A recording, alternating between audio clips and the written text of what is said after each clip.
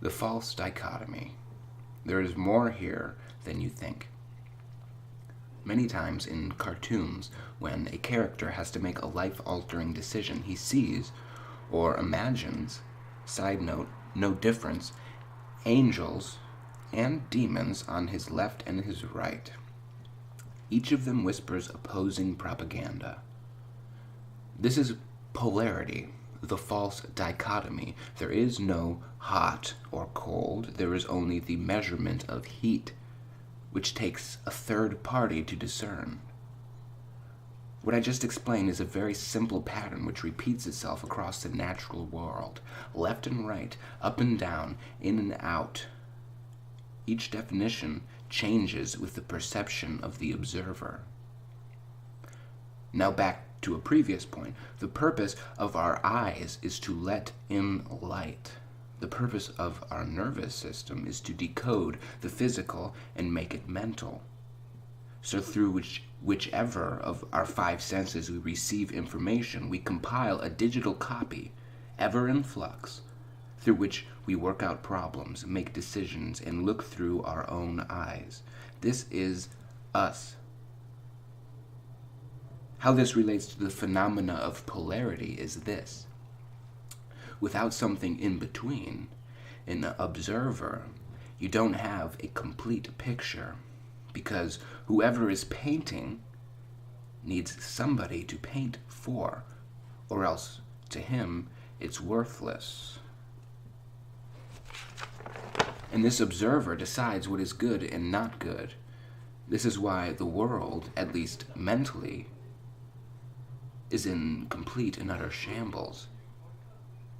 First, nobody has a sense of self, which is to say they choose to identify not with the observer, but instead they pick an external or internal figment or figments of its imagination to create for himself a persona, an identity. And this is in itself not bad, because we all naturally do this.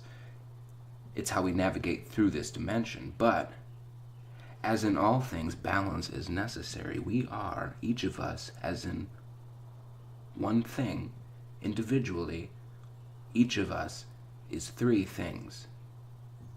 This is the Trinity, Isis, Apophis, Osiris.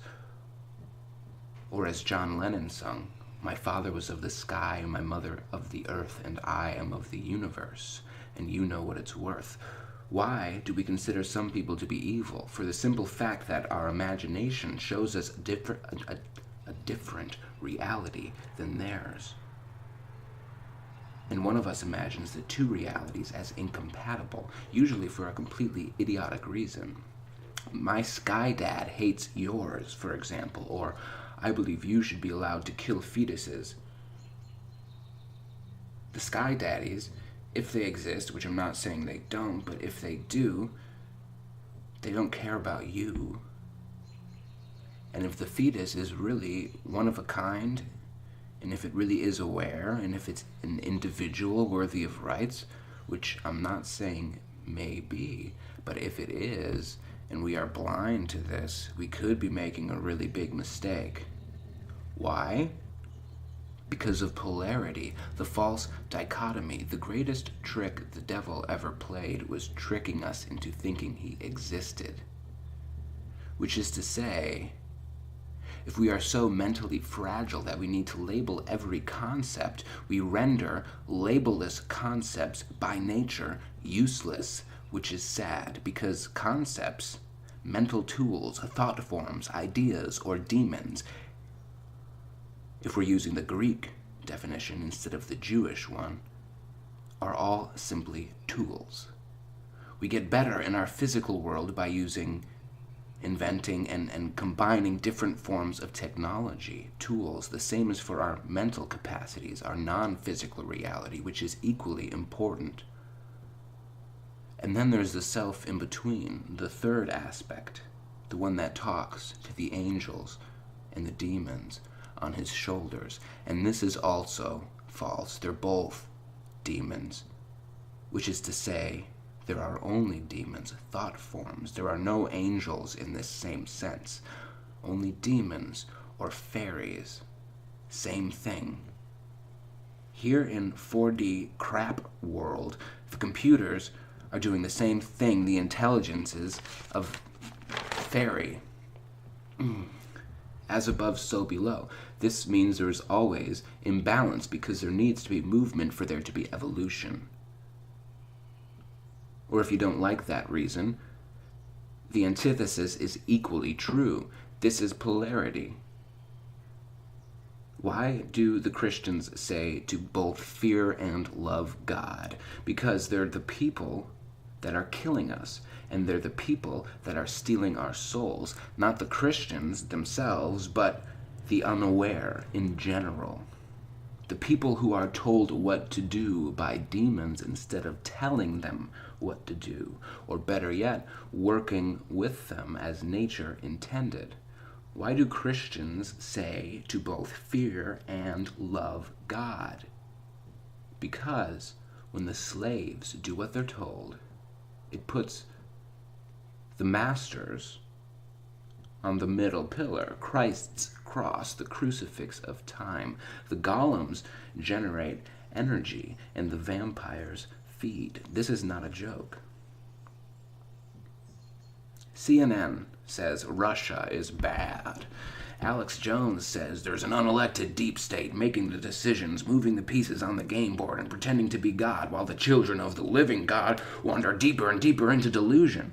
So where's the middle ground? Who decides what for whom? Some people say Nazis are bad. These same people say PewDiePie is a Nazi.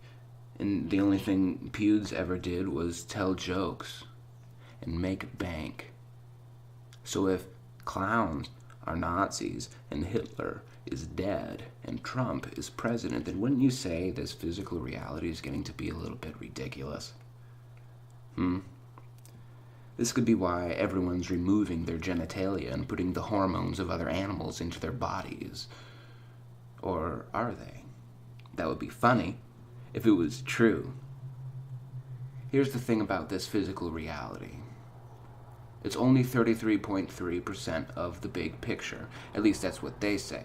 The relevant picture, anyway. And a few of the people on either side, I'm not sure which, are getting too comfortable. They forget their place, and they overstep their boundaries. Plan A was play nice. Plan B was kill 'em all. What's plan C? If you don't have a plan, you're on the losing team. That's all I can say.